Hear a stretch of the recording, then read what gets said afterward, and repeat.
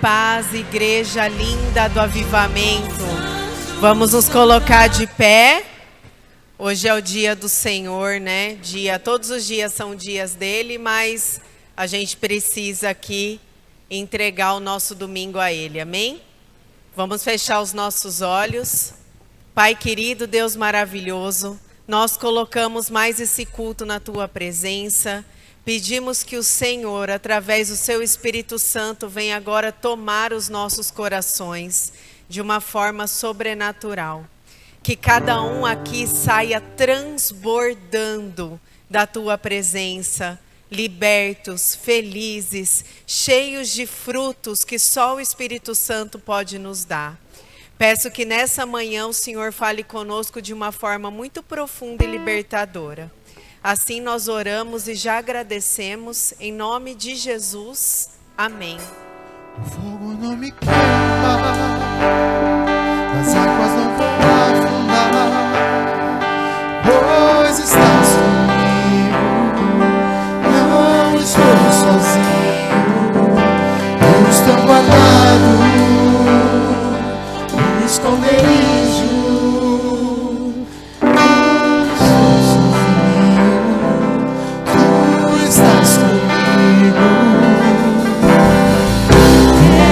Porque se eu estou guardado por quem nunca perdeu a batalha, seu nome é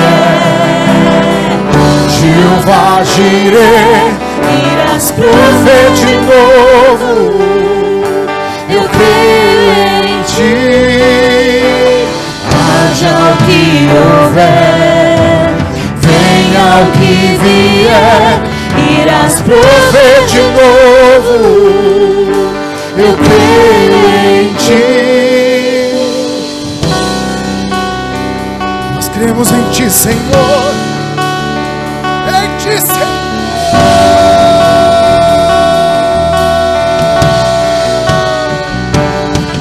Não me queima, as águas não vou afundar, pois estás comigo, não estou sozinho. Eu estou guardado no esconderijo, não estou sozinho. Tu estás comigo, temer porque se eu estou guardado por quem nunca perdeu batalha, seu nome é Jeová Jireh, irás prover de novo. Eu creio em ti, eu não vivo do que vejo, mas vivo do que creio. Irás prover de novo. Eu creio em ti. Oh! Irás prover de novo. Eu creio em ti. Pega suas mãos para o Senhor Jesus. Você vai dizer em alto bom som. Você vai declarar sua fé. A tempestade e o vento forte não vão roubar a minha fé em ti, meu Deus.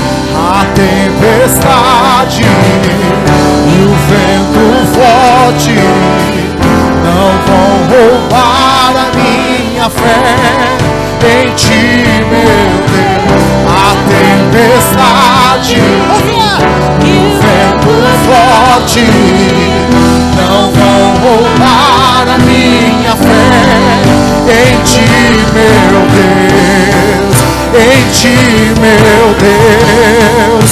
Em ti, meu Deus. Em ti, Deus. Haja o que houver, venha o que vier,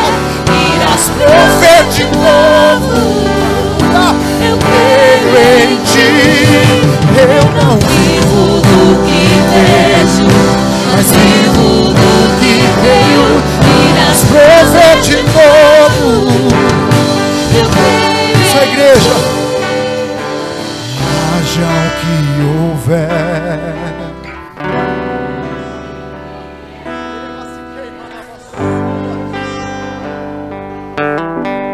Eu creio, eu não vivo, mas vivo e as prover de novo. Eu creio em ti. Aleluia. Existem altares na nossa vida que precisam ser quebrados para que o nome de Yeshua ocupe um trono, um lugar que é merecedor.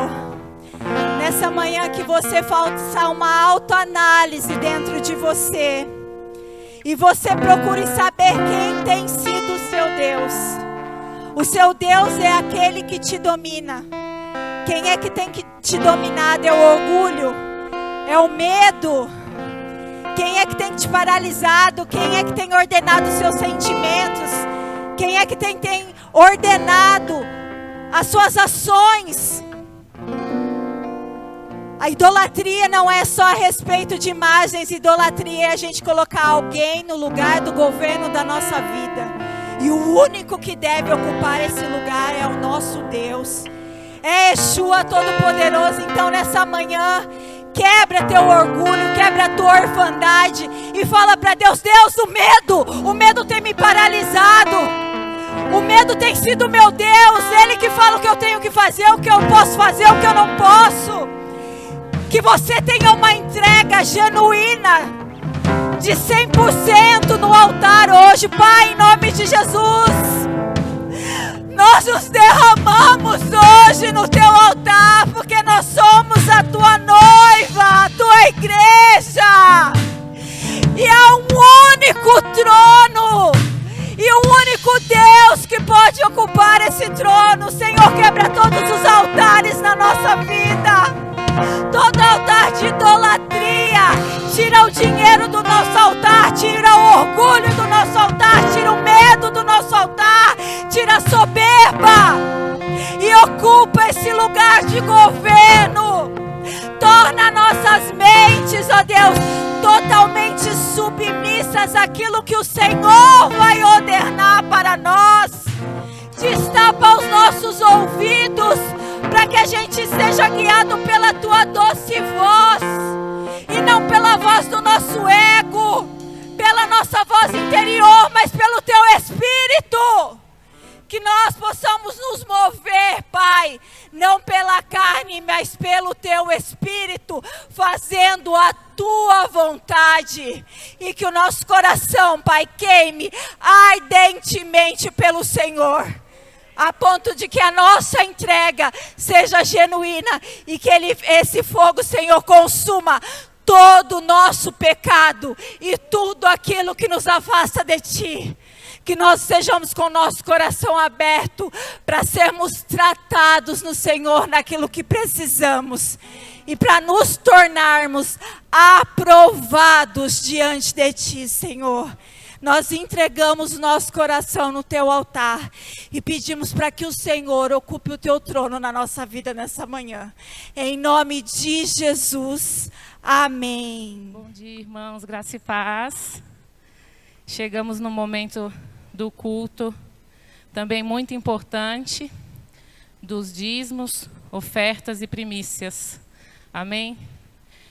Sempre é muito difícil, né, falar sobre ofertas, dízimos e primícias, porque a gente vem aqui falar de algo que é muito importante na nossa conversão. E a gente vem aqui e quando eu venho, né, eu penso: Senhor, o que eu vou falar, né?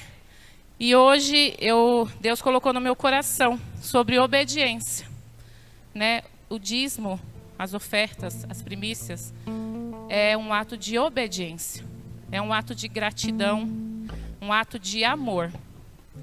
E lá em 2 Coríntios 9, 7 fala assim: cada um de nós, cada um dê conforme determinou em seu coração, não com pesar ou por obrigação, pois Deus ama quem dá com alegria.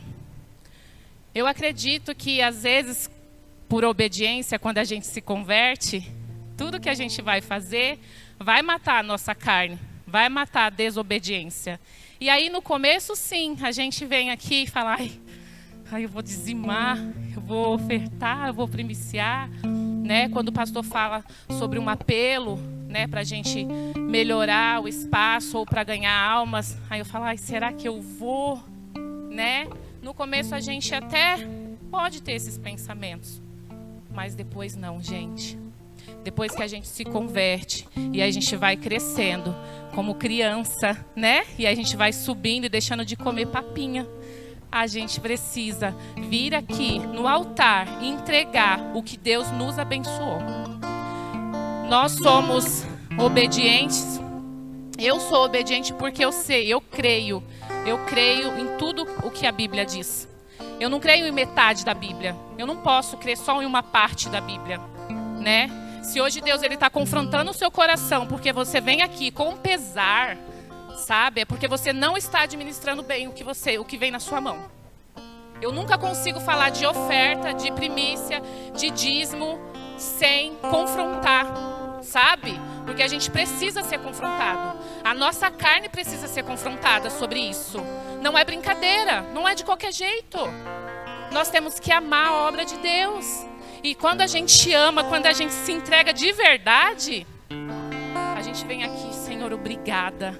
Está aqui os meus 10%.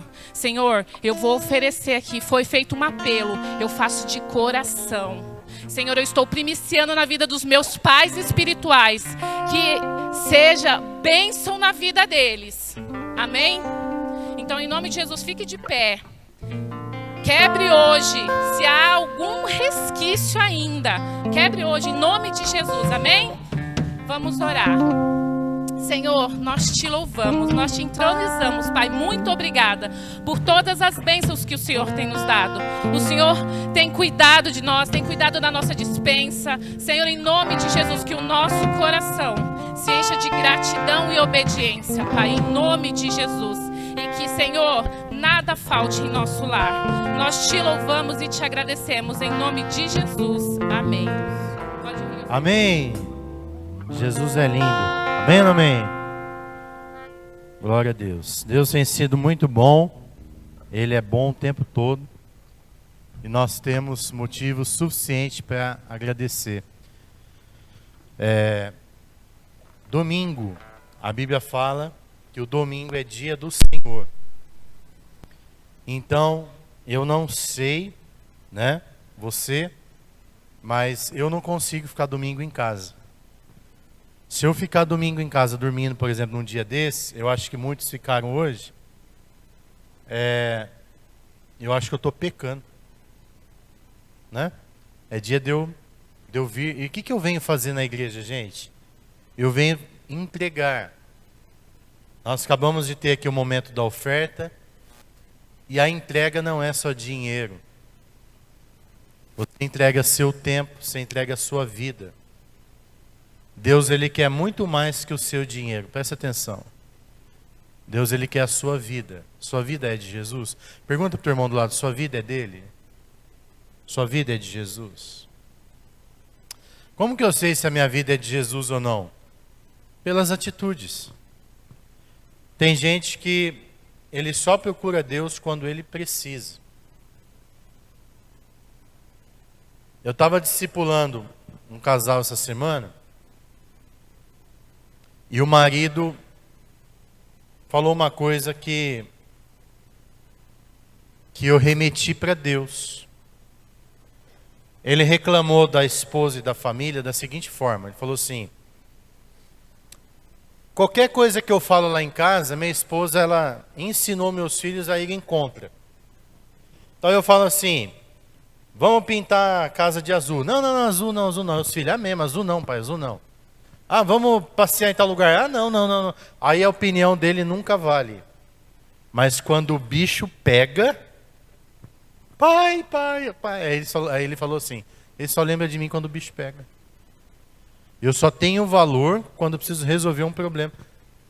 Aí ele falando isso, eu falei: às vezes a gente é assim com Deus. Só lembra de Deus quando o bicho pega. Está no leito de morte, a pessoa faz o quê? Corre para a igreja e vem orar. Não deixa morrer não, pai. Né? Chama o pastor, chama o irmão. Quem não é crente, corre tudo uns crentes, né? Ora lá, pede oração. Aí passou, não está correndo mais risco de morte. Aí a pessoa vai para balada, vai passear, vai para farra. É assim ou não é, gente? Só lembra de Deus quando... Então, eu não. Eu quero lembrar de Deus todos os dias da minha vida. Eu não estou precisando de nada nesse momento específico. Claro que a gente precisa respirar, a gente precisa viver, mas eu lembro do meu Deus nos momentos bons e ruins. Eu venho domingo na igreja para adorar o nome dele, para servir a ele. Amém ou não amém? Você pensa assim também? Sim ou não? Então, irmão, não falte de domingo na igreja. Domingo é dia do Senhor. É dia da gente entregar para Deus o nosso melhor. Então, eu senti de falar isso porque a tua entrega aqui no templo também é uma oferta. A tua presença também é uma oferta. E nós não podemos negligenciar. Nós estamos falando sobre negue-se a si mesmo. Jesus ele falou, se você quiser me servir, você tem que negar a si mesmo. Negar a si mesmo envolve quebrar o orgulho, envolve colocar o nosso eu abaixo da vontade de Deus. Negar a si mesmo envolve amar o próximo como a mim mesmo. Do jeito que eu me amo, eu amo o próximo. E nós sabemos esses valores de cor salteado. O problema é que nós não praticamos. E eu tenho sentido de Deus de falar sobre isso. Temas importantes. Que vão cutucar a nossa ferida. Mas o que Deus deseja nesse tempo, que é o último tempo que nós estamos vivendo na Terra, porque nós já estamos vivendo o fim dos tempos,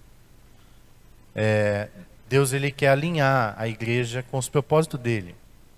O que aconteceu é que a gente deixou a igreja invadir o mundo. E a igreja não está invadindo o mundo só com a promiscuidade, com pecados ocultos, mas principalmente com valores cristãos que estão se esfriando. Antes da pandemia a gente já vivia isso, mas a pandemia ela acentuou, ela acelerou algumas coisas que nós não podíamos perder. Nós estamos deixando cada dia mais de ser pessoas sociáveis. Aqui um tempo na igreja nós falamos sobre orfandade. Tudo que o diabo quer é nos deixar órfãos. Um órfão, ele não tem o pai e a mãe, ele não tem um respaldo. Só que a orfandade também não tem a ver só com pai e mãe, tem a ver com amizade. Tem a ver em você não andar sozinho.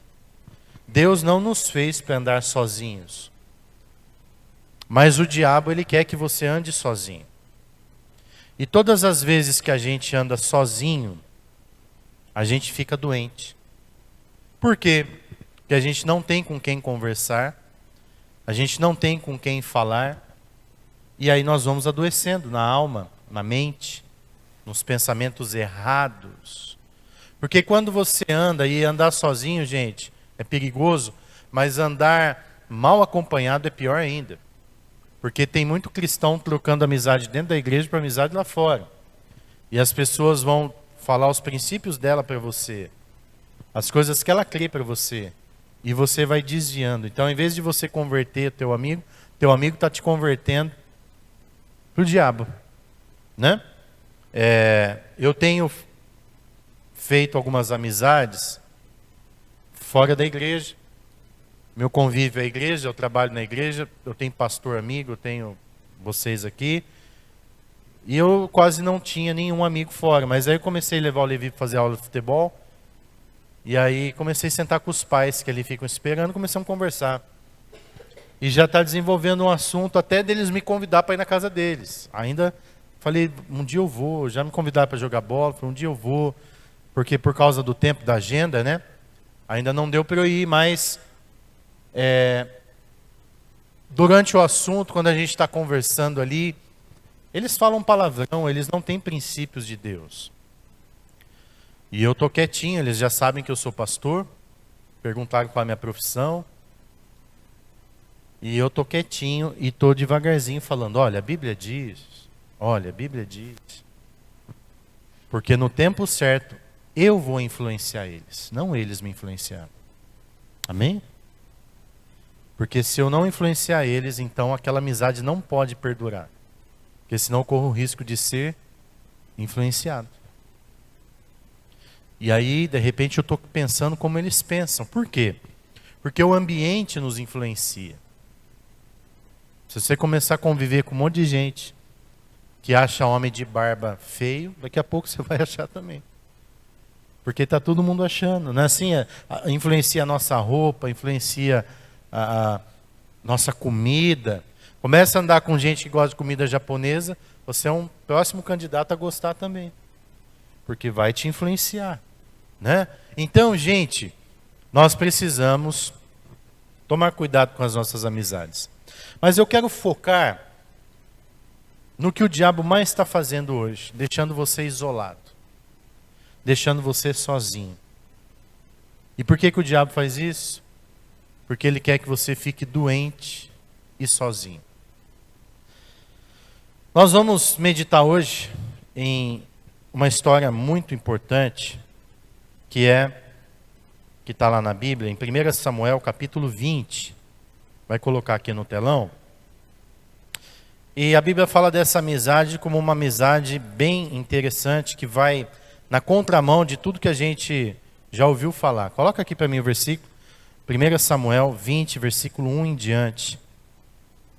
Nós vamos ler o texto de uma forma extensa, mas começa assim, ó. Depois Davi fugiu de Naiote em Ramá e foi falar com Jonatas. Ele perguntou: o que foi que eu fiz? Qual é o meu crime? Qual foi o pecado que eu cometi contra o seu pai, para que ele queira tirar a minha vida? Nem pense nisso, respondeu Jonatas. Você não será morto, meu pai não fará coisa alguma, sem antes me avisar. Importante ou não, porque ele esconderia isso de mim? Não é nada disso. Davi, contudo, fez um juramento e disse: o seu pai sabe muito bem que eu conto com a sua simpatia. E pensou: Jonatas não deve saber disso, para não se entristecer. No entanto, tão certo como vive o Senhor pela sua vida, estou a um passo da morte. Jonatas disse a Davi: eu farei o que você achar necessário.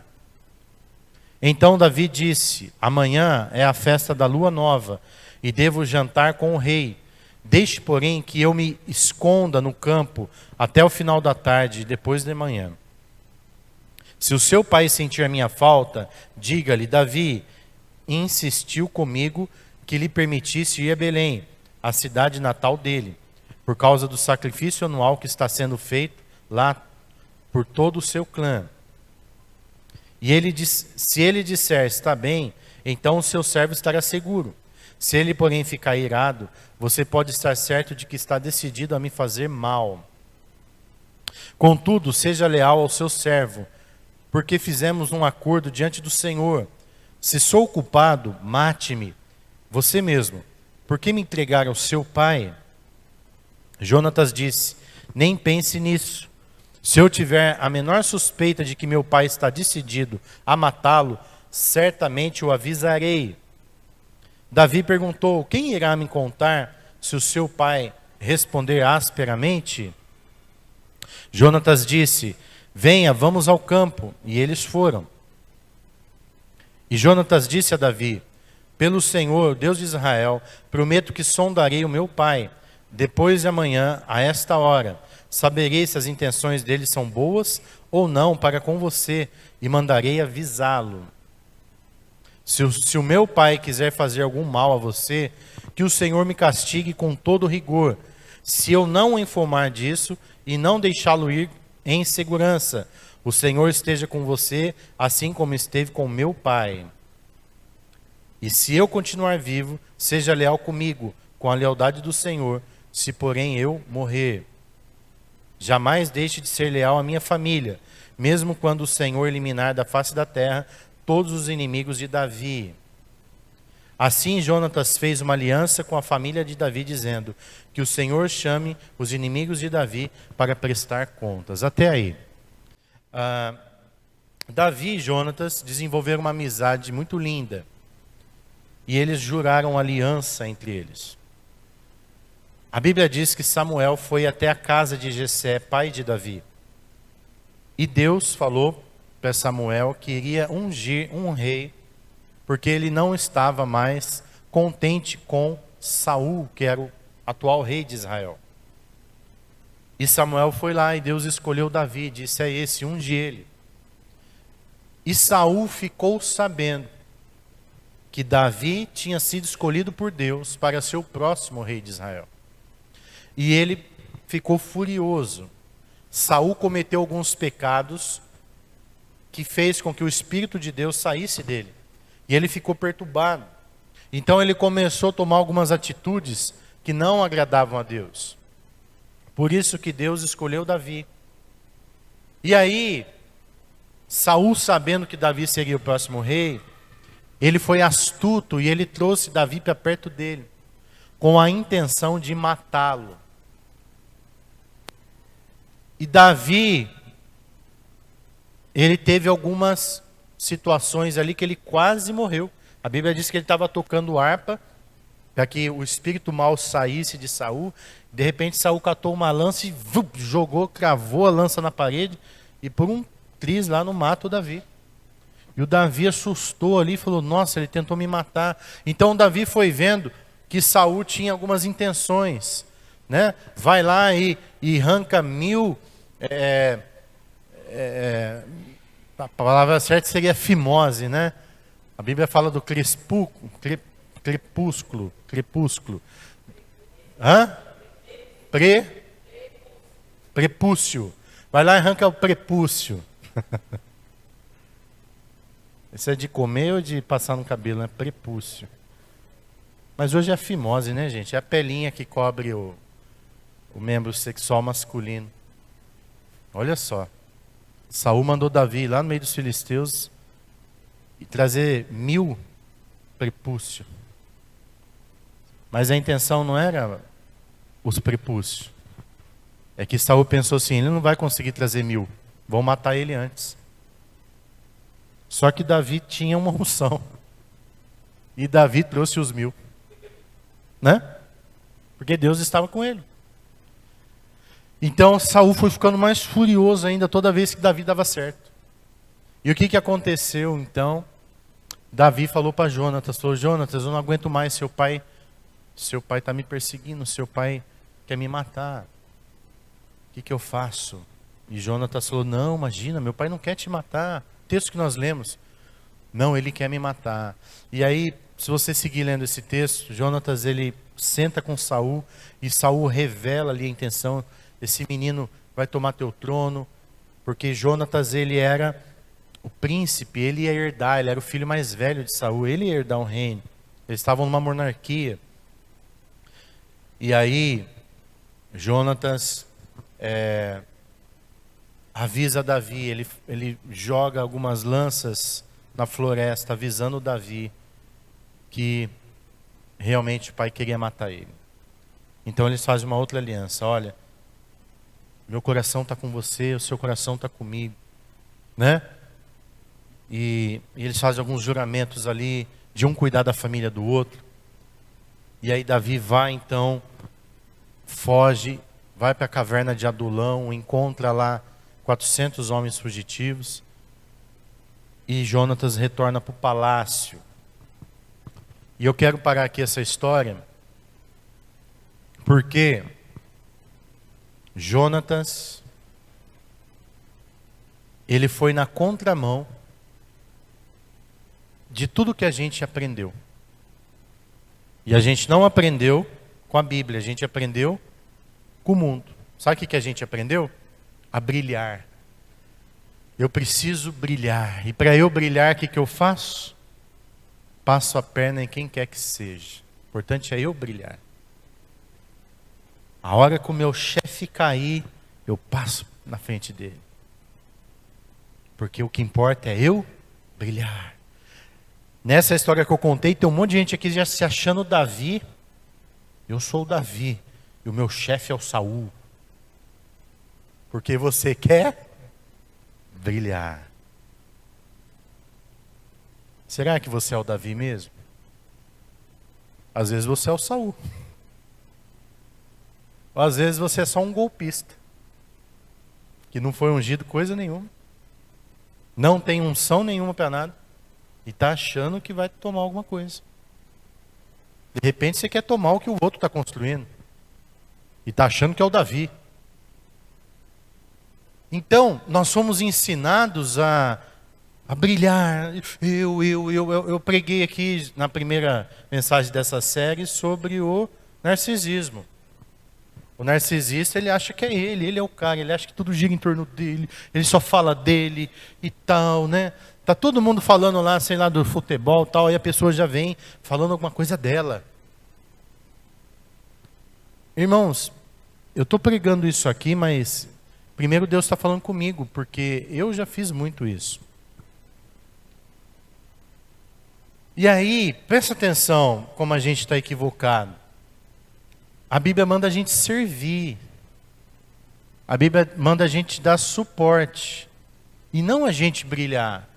Jesus fala para os discípulos que aquele que quiser ser o maior tem que ser o servo. Tem que ser o menor.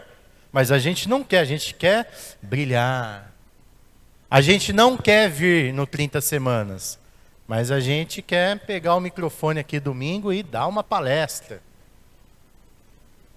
A gente não quer fazer casa de paz, mas a gente quer pregar para a multidão. É assim ou não é? A tua mãe te ensinou errado. Sabe o que a minha mãe sempre falava? Meu pai, olha, nem todo mundo é teu amigo, cuidado. As pessoas querem uma oportunidade para fazer você tropeçar. Então aí a gente saiu de casa desconfiado do mundo.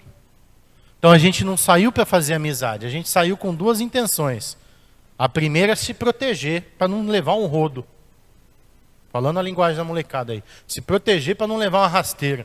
A segunda coisa que a gente aprendeu é, já que vão me dar uma rasteira, eu vou dar uma primeiro. Se alguém tem que cair, tem que ser o outro. Eu já ouvi até umas frases assim, ó. Se alguma mãe tem que chorar, tem que ser a dele. Né? Então, gente, isso aí é um ensinamento do mundo, um ensinamento satânico. Aonde as pessoas estão competindo o tempo inteiro, onde as pessoas estão e não tem nada de evangelho aí. As amizades de hoje em dia, elas são interesseiras. Deixa eu ver o que a pessoa pode me dar, o que eu posso me beneficiar. Então, se for assim, eu vou ser amigo dele. Aí vira amigo assim do dia para a noite, né? Leva na casa, começa a jantar, mas tem um interesse naquilo. Não é uma amizade verdadeira, é uma amizade fake. E as pessoas estão usando pessoas como trampolim. É assim ou não é? Agora a minha pergunta é, você faz isso? Você é assim? Você tem amizades estratégicas para te levar aonde você quer ir? Sabe, gente, nós somos ensinados a conquistar as coisas no braço. Mas eu quero te dizer uma coisa. Se o céu não apontar para você, teu braço não vai te levar tão longe. Para você chegar em algum destino que o céu disse que você vai chegar, então o céu primeiro tem que avaliar isso. Tem gente tentando ser coisas, são os supostos Davi que estão achando que vão chegar lá. Mas Deus não ungiu você. E eu quero dizer para você que toda a sua tentativa é em vão. Porque Deus não te chamou para isso. O céu, quando ele aponta para aquele que você nem imagina.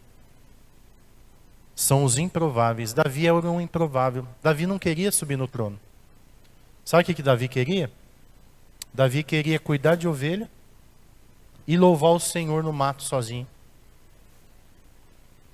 Davi não tinha nenhuma pretensão. Quando ele falou que ele ia matar Golias, não foi porque ele queria o rei, queria o trono. Ele foi lá porque ele ficou com raiva porque o gigante estava caçoando do Deus dele.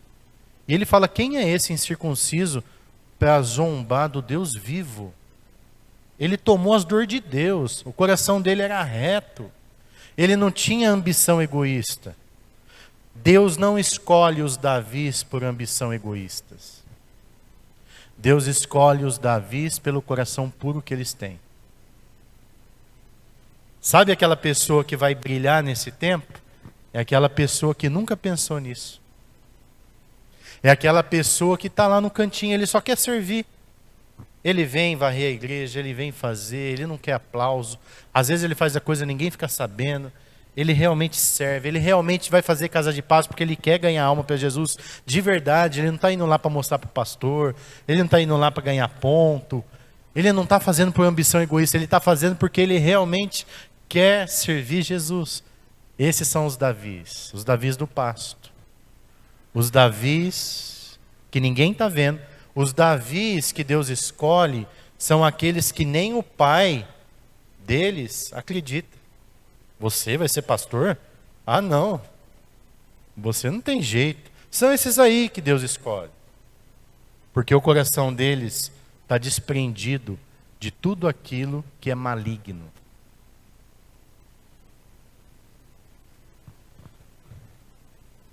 Essa semana eu me questionei se eu sou um amigo verdadeiro. Sabe por quê? Porque a primeira pergunta que eu fiz foi o seguinte: eu acho que eu não tenho amigo. Eu não sei qual que é o seu conceito de amizade. O que é amigo para você? O que é amigo para você? Tem gente que amigo é... lá na igreja eu tenho um monte de amigo.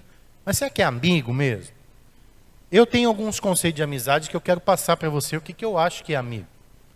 Né? Amigo, na minha opinião, é aquele que não fala mal de você nas suas costas. Esse é seu amigo. Às vezes eu testo para ver se as meninas são amigas da pastora. E sabe o que eu faço? Eu falo mal da pastora para elas. Aí tem umas que na hora falam: não, paizão. Não, mas a mãezona é assim, assim, assado e tal. E começa a defender a pastora. Eu falo: opa, essa é a amiga. Aí tem umas que já emenda junto. Aí a pastora já quer saber quem é. Não vou contar. Na hora certa você saberá. Gente, eu estou pregando aqui, mas eu estou falando sério. Porque tem gente que é amigo fake. Na frente ele é amigo. Ele dá risada. Ele tá junto. Tá. Só que não. Nem todo mundo que dá risada para você é seu amigo. Às vezes ele só está querendo um interesse. Ele só tem um interesse por estar ali. Porque de alguma forma você vai promover ele. Agora, quando o amigo é amigo mesmo, amigo de verdade, primeira coisa, ele te protege, até você estando errado. Né? Ele quer proteger. Porque ele é amigo. Outro conceito que eu tenho de amizade é que o amigo pode passar um tempo sem se ver. Quando você vê ele, é como se vocês nem tivessem ficado longe. Eu tenho uns amigos de infância que é assim. Quando me vê, aí fala: cara, que legal que eu te vi. Quanto tempo e tal. E a gente volta naquela amizade que, de repente, por algum momento, se distanciou. Os verdadeiros amigos, olha, presta atenção. Esse é o meu conceito de amizade. Pode passar tempo, as pessoas também podem mudar de cidade, de cultura e até de condição social. De repente um amigo ficou rico, o outro ficou pobre. Mas o dinheiro não vai interferir na amizade. Porque a amizade não tem a ver com quanto eu tenho, que roupa que eu visto. A amizade, ela é de coração. Você realmente gosta da pessoa. Eu não sei se o meu conceito é muito elevado de amigo. Não sei se amigo é isso mesmo. Por exemplo, eu acho que um amigo jamais vai passar a perna em você. Um amigo verdadeiro, ele não vai entrar na tua casa para ficar vendo as coisas que você tem e cobiçando. Um amigo, ele quer o teu bem. Ele não quer te prejudicar em momento algum. Um amigo de verdade, ele vai falar a verdade para você. E até te dar conselhos quando ele vê que você está errando. Ele vai te defender para os outros, mas para você ele vai falar, olha, eu acho que você está errado. Eu te defendi lá, mas você é meu amigo. E você errou. Jonatas foi contra o pai dele a favor de Davi. Porque ele viu que Davi tinha sinceridade no coração. O normal é as pessoas ficarem a favor da família. É meu pai, eu preciso defender meu pai, é minha mãe, é meu irmão. Mas Jonatas não. Primeira qualidade de Jonatas, ele foi justo. Ele viu que o pai estava errado. Ele se posicionou do lado da verdade. E não para a inclinação do coração dele. Deus ama pessoas justas. Pessoa que fala, olha, isso aqui está errado. Mas isso aqui está certo. Um amigo verdadeiro, ele é justo. Sabe, gente, tem gente que tem medo de falar as coisas para mim. Mas eu quero te falar uma coisa, eu gosto daqueles que falam a verdade. E tem pessoas aqui na igreja que me falam as verdades. Eu vou dar um exemplo delas aqui, a Meiroca. Conhece a Meiroca? A Meiroca, ela é assim, ela é transparente, papum, não gostou, o problema é seu. Eu acho que ela deve ser fleumática. Ou sanguínea. Ela é colérica. Mas preste atenção. A Meiroca ficou, a Meire, né? Vamos tratar ela com o nome certo, a Meire. A Meire ficou lá na barraca do cachorro quente na última festa que a gente fez, das nações, ou da igreja aqui, do culto das igrejas. E aí ela estava montando um cachorro quente e perguntou para a pessoa que estava comprando assim, você quer completo ou não? A pessoa, quero completo. Aí ela foi montar lá, mas sem ervilha. Então não é completo. Fala certo aí, é completo ou não é completo? Ela falou, porque, pô, tá de brincadeira?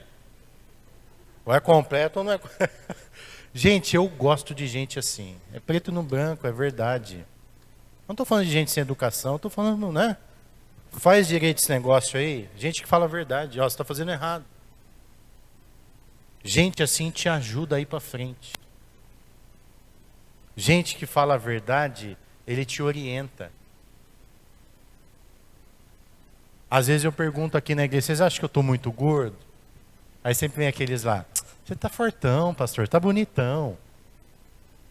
Aí eu pergunto para uns irmãos verdadeiros, e falo, não, está gordo, está feio. Vamos emagrecer isso aí? Gente, eu não me ofendo com a verdade. Porque a verdade, ela vai te alinhar para uma coisa, né? Que vai ser para o seu bem. O amigo, ele fala a verdade. A pessoa que não é amiga, ela fica maquiando para você se lascar. Quando eu era criança, nós estávamos na escola bíblica. Eu não era criança, já era um adolescente. E eu comecei a desenhar na Bíblia. Catei uma caneta e comecei a desenhar na Bíblia. E eu mostrei para uma pessoa que eu achava que ele era meu amigo. E ele falou, nossa, que bonito. Mostra lá para o professor para ele ver. A gente estava na escola bíblica. Aí eu achei que ele tinha falado sério. E eu catei a Bíblia, fui lá e mostrei para o professor. O professor falou assim, você rasurou a Bíblia. Que coisa feia. Você rabiscou, você desenhou na Bíblia. E eu fiquei assim, ó. E aí eu olhei para aquele meu amigo, ele estava dando risada e falou assim, babaca. Ele fez de propósito. Ele poderia ter falado, nossa, por que você fez isso? Não mostra isso para ninguém não. Mas não. Ele levou além para eu ser humilhado lá na sala. E eu achava que ele era meu amigo.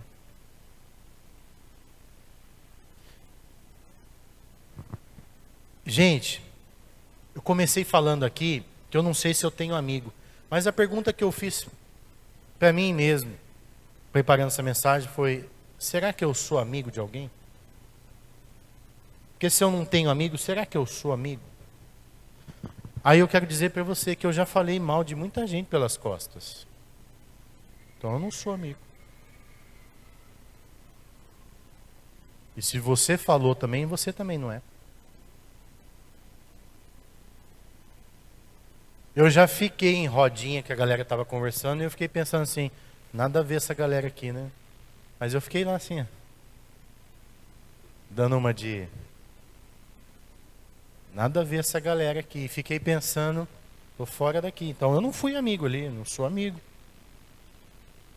Eu quero te dizer o seguinte, cada um aqui pensa de um jeito, cada um tem uma concepção de vida, cada um tem um gosto diferente do outro.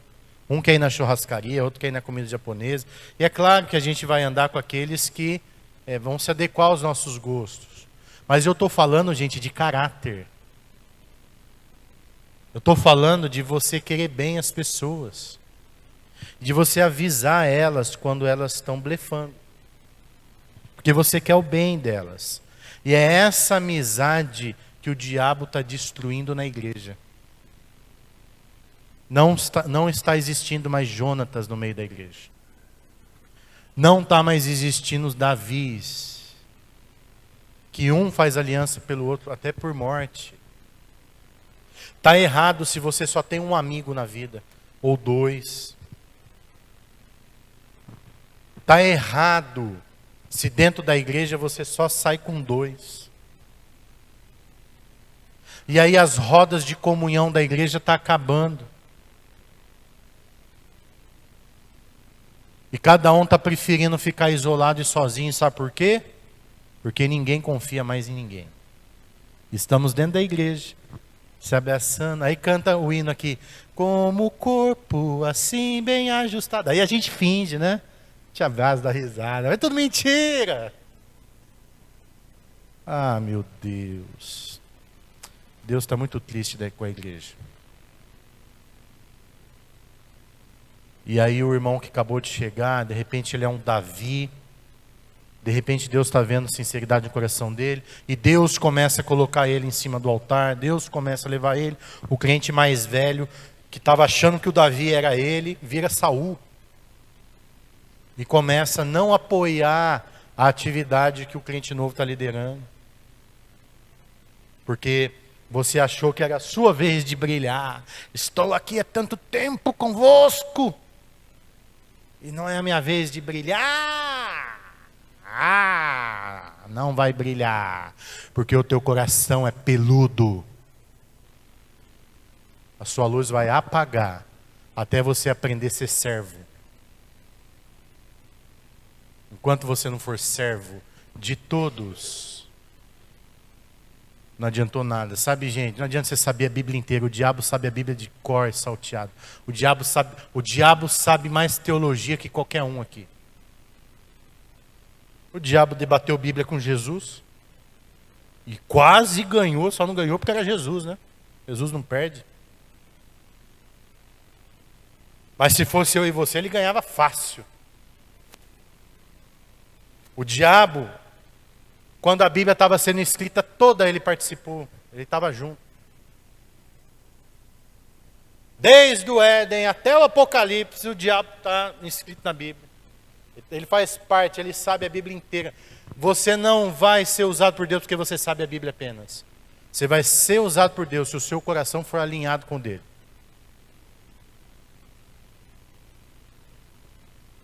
Você não vai ser usado por Deus porque você está 30 anos, 40, 50 na igreja. Você vai ser usado por Deus se o seu coração for sincero, for de servo, for um coração no altar. Aí Deus fala, é esse. Tem gente com 6 meses de igreja com o coração no altar. Tem gente 40 anos na igreja com o coração lá no capeta. Sabe, gente, a gente precisa mudar. Começar de mim. A gente tem que começar a amar as pessoas de verdade. Quando o seu irmão for promovido, você tem que se alegrar com a promoção dele. Quando Deus começar a usar o seu irmão mais que você tem que ser suporte para ele. Porque de repente é ele que Deus quer usar e não você. E o que importa, cantamos aqui, é que ele cresça. Porque Jesus, ele usa quem ele quer. Jesus faz o que ele quer. E aí a sua oração tem que ser: Senhor, qual que é a minha parte no reino? Eis-me aqui. Essa semana eu vi uma história de Charles Spurgeon, que foi um pregador americano. Charles Spurgeon fazia avivamentos na rua. E onde ele ia, ele levava multidões. E aí eles marcavam um local, uma cidade, e uma equipe lá, antes de tudo começar, para ungir a cidade, para orar na cidade. Essa equipe ia um mês antes das ministrações de Charles Spurgeon. E tinha uma pessoa, que nem é citado o nome dela, um homem, que ele andava lado a lado com Charles Spurgeon. E ele ia junto com essa equipe um mês antes. E ele liderava aquela equipe e orava. E enquanto Charles Spurgeon estava orando em cima do palco que eles montavam na rua, embaixo do palco, aquele homem estava de joelho orando, para que as vidas fossem tocadas por Deus e para que elas se convertessem. Este homem não ficou famoso como Charles Spurgeon. Eu nem sei o nome dele. Ele é citado no livro que eu li.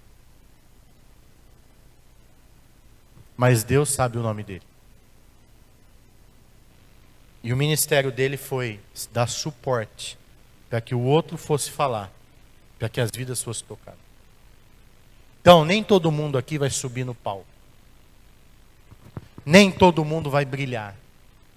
E não é brilhar, você está entendendo errado.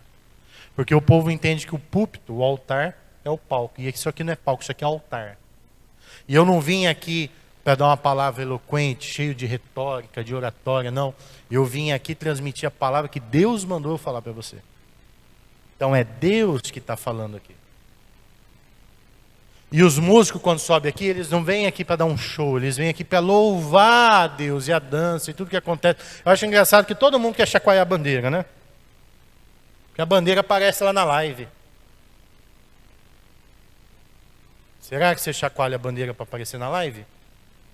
Agora chama na reunião da segunda-feira que não tem live, não vem ninguém. Vem pouquinho. Aí você vê quem vem de verdade. Vamos fazer uma oração no monte 7 semanas. Aí eu quero ver quem que vai. Porque lá não tem live. Sabe, gente, tudo isso tem a ver com amizade. Porque eu estou falando de caráter. Eu estou falando de coração sincero, verdadeiro. E o primeiro amigo que tem que ser seu é Deus. Se você não é amigo de Deus no secreto, você não é em público. Porque Deus conhece você. Tem gente que só ora na igreja. Tem gente que só lê a Bíblia aí. Tem gente que vai embora e larga a Bíblia aí para voltar domingo que vem pegar. Você tem que ser amigo de Deus às madrugadas. Você tem que ser amigo de Deus aonde você for. A igreja, você só é mais um dia amigo de Deus. Está na hora da gente ser amigo de Deus e dos nossos irmãos. Pega o seu Instagram e vê se lá fala de Deus ou se fala de você. Sabe o que eu vejo nos Instagrams hoje? Tudo vaidade. É só live de mim mesmo. É só mentira. Tem gente que você olha na rede social dele, ele é uma coisa, você olha ao vivo, ele é outra. Está vendendo bem a imagem. Um ótimo vendedor. Mas é mentira. Sabe, gente, nós precisamos ser amigo de verdade. E o primeiro conceito da amizade é justiça, ser justo. Segundo, o amigo verdadeiro, ele é abnegado. A abnegação é o antônimo da ambição. Tem pessoa que é ambiciosa, ela quer chegar lá. E tem pessoa que é abnegada. quando Jonatas entendeu que Deus escolheu Davi e não ele, mesmo que o direito do reinado era dele, ele sabia que não podia lutar com Deus. Então ele falou: Deus escolheu você, irmão. E o que depender de mim, você vai chegar lá. Gente, isso é uma maturidade extraordinária. Você abençoar outra pessoa para ela ir. Sabe quanto que está a porcentagem de abnegação na nossa vida? Quanto você é abnegado? O quanto você consegue ceder? Quanto você consegue ser suporte para o teu irmão crescer?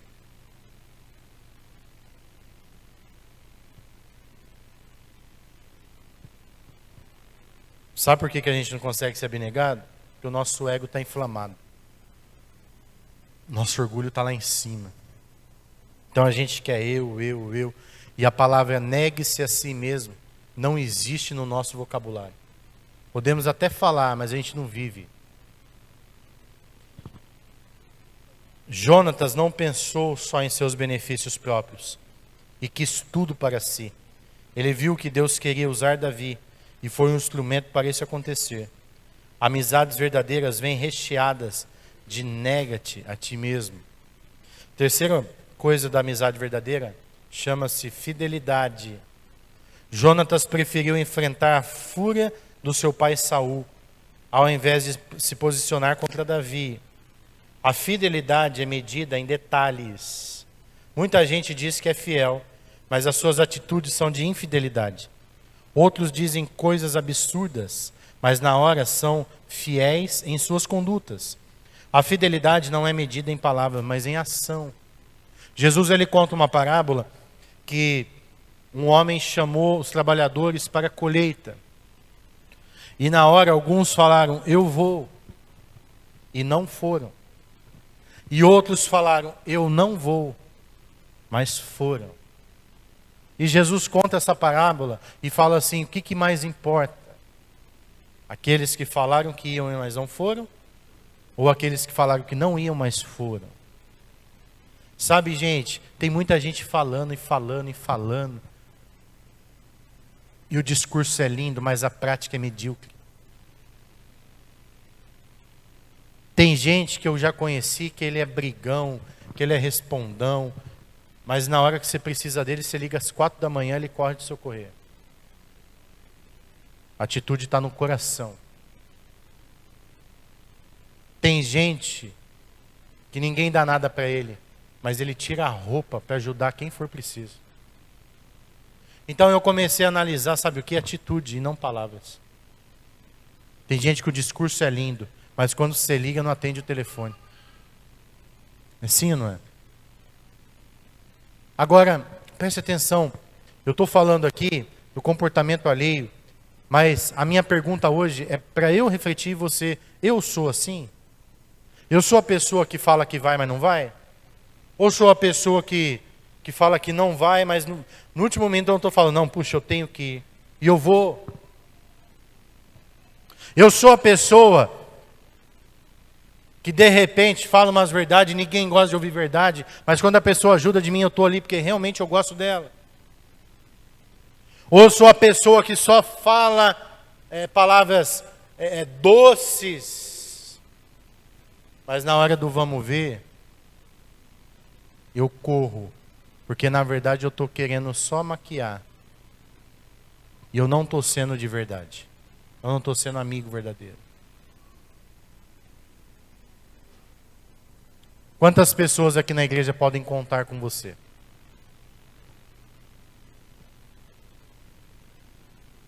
Se alguém ficar doente aqui, você vai visitar?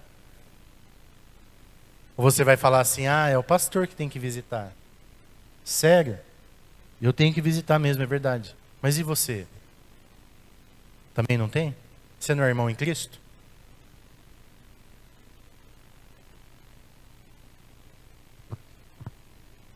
Nós temos a tendência de fazer alguma coisa para alguém, se aquele alguém fez para a gente. Eu só abençoo se eu fui abençoado. Eu só ajudo se eu fui ajudado. O ser humano é assim, presta atenção. Começa a ajudar sem querer nada em troca. Começa a abençoar sem querer nada em troca. Por exemplo, o Andrew ainda está no hospital. Ou já saiu? Está no hospital. Essa semana eu vou visitar ele de novo. Eu já fui 2 vezes visitar o Andrew. Quantos aqui já foram visitar ele? A mãe dele é daqui da igreja. Ah, sabe por que você não foi? Porque não é ninguém da sua família. Olha como a gente é egoísta. Sabe por que você não foi visitar o Andrew? Porque não é nada próximo seu.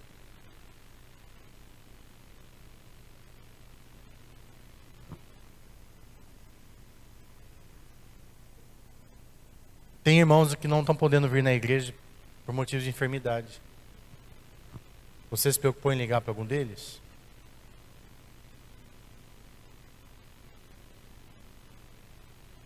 Sabe, gente, eu fui refletindo sobre isso essa semana. Olha como a gente está longe. Cadê o que a Bíblia ensina? Mas sabe o que a gente está preocupado? Em ganhar dinheiro. Construir o nosso. Aí quando o nosso passa mal, aí a gente berra. Quando é o nosso filho, a gente faz um alarme. Socorre! Mas quando é dos outros, a gente não está nem aí. Sobre amizade, presta atenção. Jesus tinha um amigo que não era muito amigo. O tal do Judas. Mas olha que interessante o conceito de amizade de Jesus. Jesus, ele escolheu Judas. Jesus não é Deus? Ele não sabe todas as coisas? Ele sabia que Judas ia trair ele. Mas ele escolheu Judas. Ele deu oportunidade para Judas sentar na mesa. E uma coisa mais interessante que eu acho dessa história. Jesus sabia que Judas não era confiável, mas mesmo assim deu a tesouraria do ministério para ele. Judas, você vai cuidar do dinheiro. Toda oferta que a gente receber, você joga no Eclésia aí, põe no sistema. Contabiliza aí.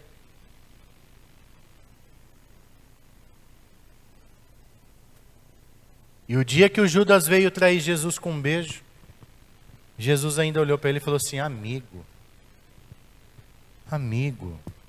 por que você me trai? Jesus ainda chamou ele de amigo. Sabe por quê? Jesus não foi falso. Jesus não estava sendo sarcástico, nada disso. Jesus realmente tinha Judas como um amigo.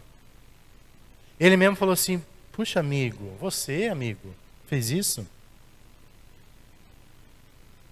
Um beijo você trai o filho do homem, amigo?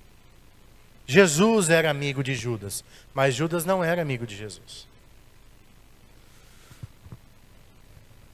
Você tem que ser amigo, independente se o outro vai ser amigo ou não.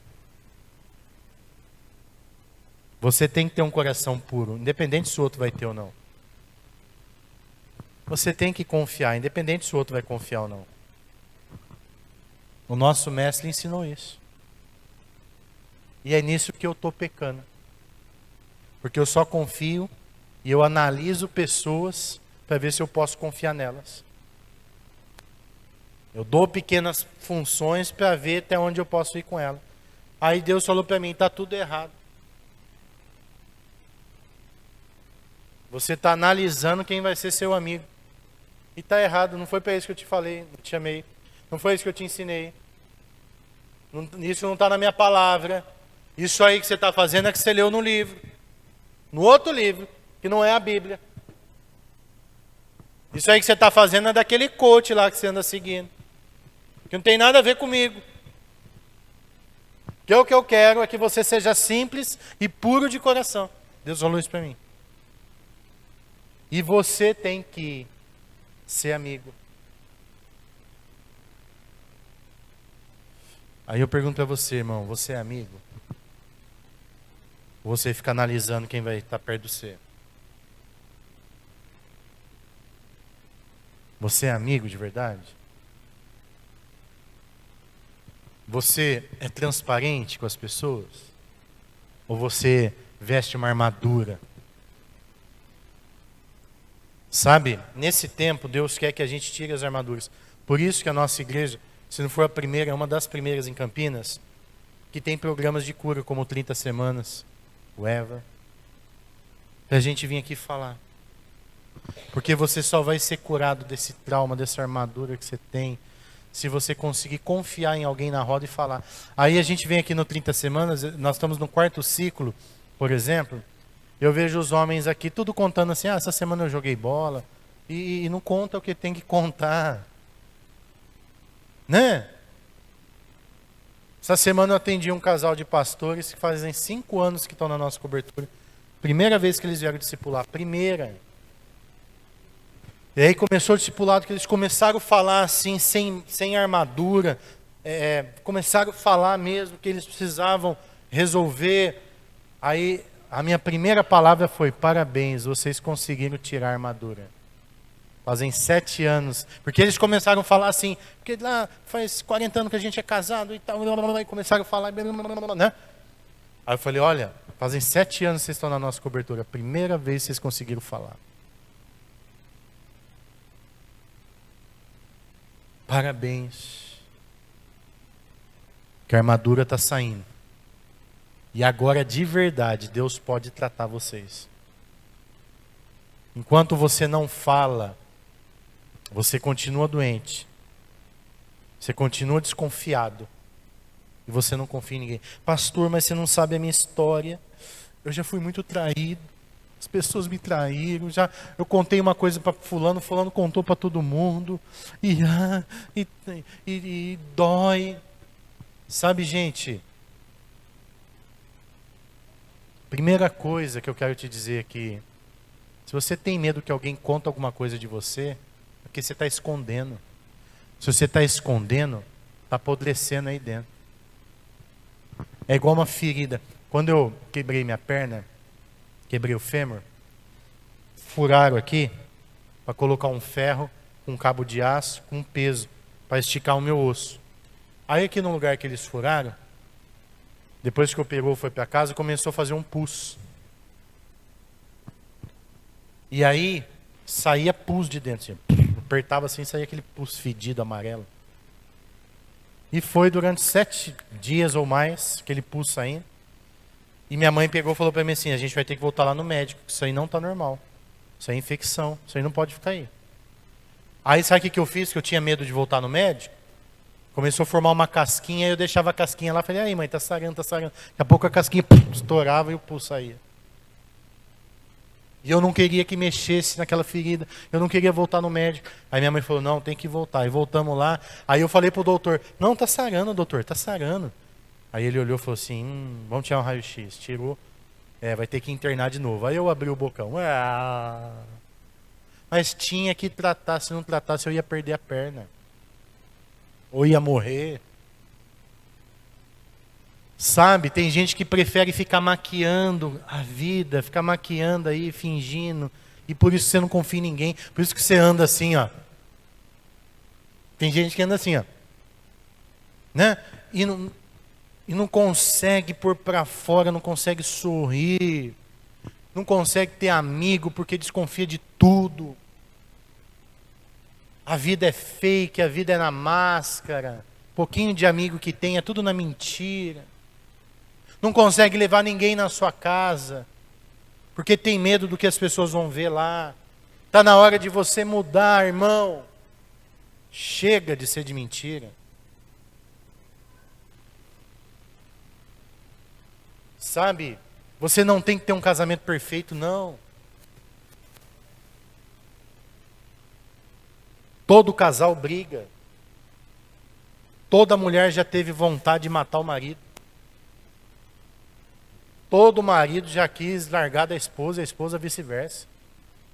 Se falar que nunca teve essa vontade é mentira. A gente tem que parar de fingir uma coisa que não existe. Contar a sua fraqueza é um sinal de lealdade com você mesmo. E aí, sabe o que acontece? Você começa a ser transparente e as pessoas vão começar a gostar de você.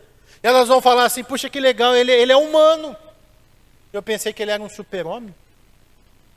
Mas ele é humano.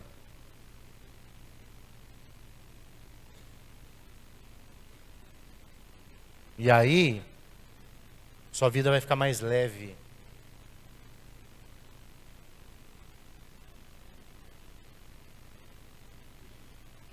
E você vai começar a fazer amizades de verdade. A gente precisa voltar a ter roda de comunhão na igreja. Sair para comer um lanche junto. Né? Um irmão visitar a casa do outro. Antigamente, quando o povo era mais curado, não sei se você viveu isso, mas eu vivi lá na rua da casa do meu pai. Antigamente era assim, ó, as vizinhas saíam tudo para varrer a casa na mesmo horário, elas combinavam, 8 horas. 8 horas da manhã saía para varrer a calçada. Era bonito de ver assim, ó, cada calçada uma vassoura. Né? Aí daqui a pouco elas varriam, e era tudo orquestrado. Se você filmasse assim, ó, era uma coreografia.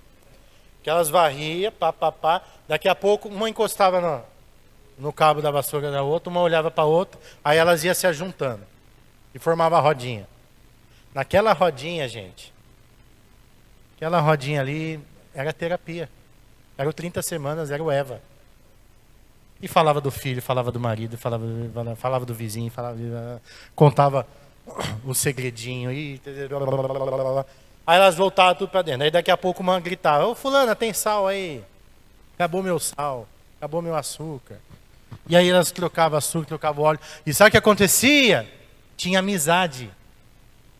Um vizinho olhava a casa do outro.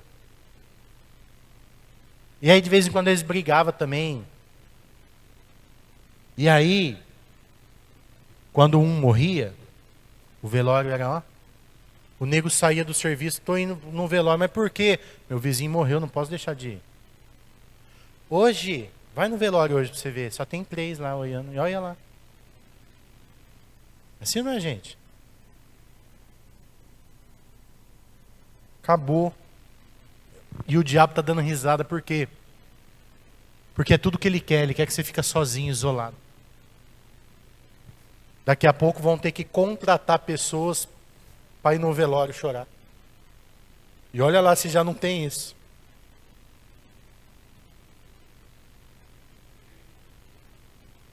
As pessoas estão tão se isolando que até nos casamentos que elas fazem, elas precisam contratar quem vai ser padrinho. Fazer um pix, sei lá, você não vai de padrinho para mim, não? Não tenho um amigo.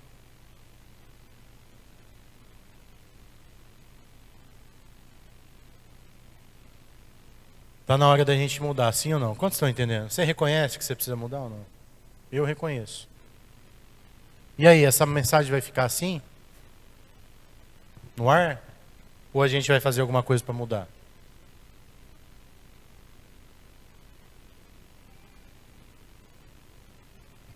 Então, está na hora da gente praticar, tá bom?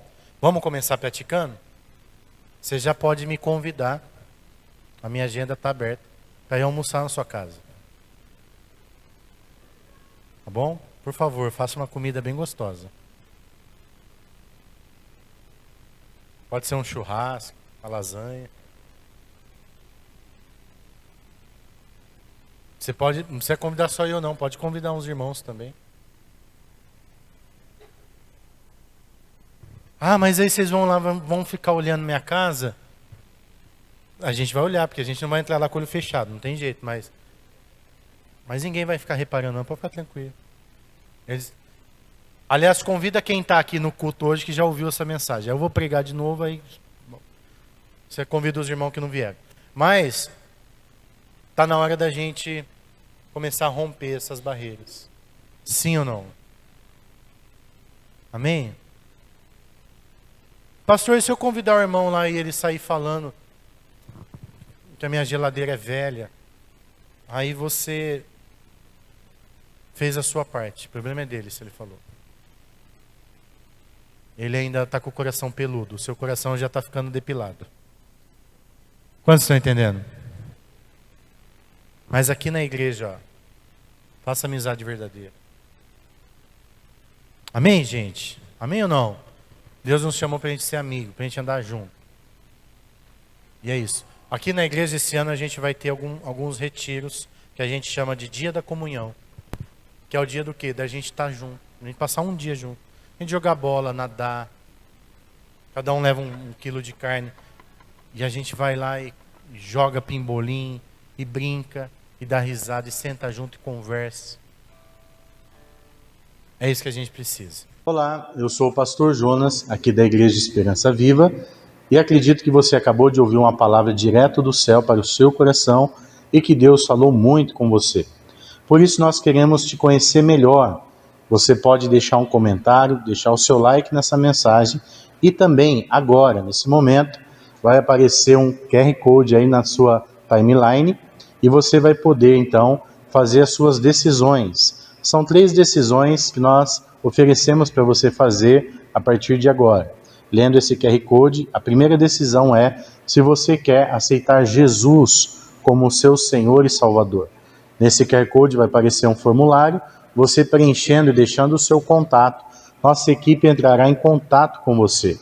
A segunda decisão é se você está desviado, longe dos caminhos do Senhor, longe da igreja, e sentiu no coração o desejo de retornar, então você poderá também preencher esse formulário e colocar o seu desejo de retornar aos caminhos do Senhor. Também entraremos em contato com você e iniciaremos uma conversa nesse sentido. E a terceira decisão, você que quer descer as águas do batismo, também poderá preencher o campo e então poder tomar essa decisão tão importante que Deus deseja de nós.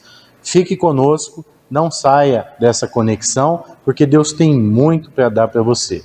Que o Senhor te abençoe muito, no nome poderoso de Jesus.